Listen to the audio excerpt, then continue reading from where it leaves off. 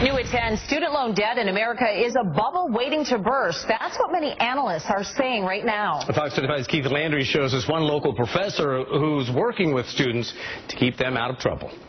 Many college students and graduates are learning one of life's toughest lessons. They have a degree and a huge pile of debt from student loans. If I would have known that I would accumulate $140,000 in debt before that, I would have never did it. Erika Baldwin's a student at Seminole State College now. She previously racked up some student loan debt while attending a private school in Orlando. Then she switched to another college, but her credits from the first school were not accepted at the other one. So she took out another student loan to pay for more schooling. Right now, Erika is mired in debt. The current payment is about $2,000. That's how much they want, but I can't afford $2,000. I don't even make $2,000 in 1 month. The Federal Reserve Bank of New York says as of this past April, banks have racked up more than $1.1 trillion in student loan debt. The bank says America's total credit card debt was $659 billion at that time.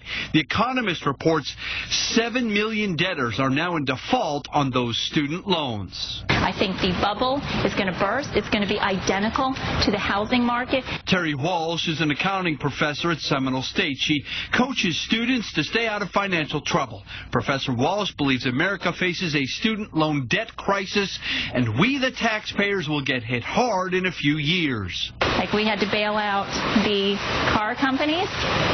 This is coming, and it's going to fall on all of us, so everyone should be concerned about it. Walsh says 5 years ago, the federal government took over America's student loan programs. She says private companies no longer make those loans. So all those dollars being loaned and owed are tax dollars, our money. Walsh says there's difficult news for graduates who default. The federal government can take their income tax refunds and garnish their wages. Student loans don't go away. They stay with you basically until the grave. Walsh and Baldwin say students should enroll in a small state college for their first 2 years to pay lower tuition while they figure out exactly which career to pursue. To accumulate all that debt to try to figure out what you want to do, that's a very hefty price to pay. In Seminole County, Keith Landry, Fox 35 News.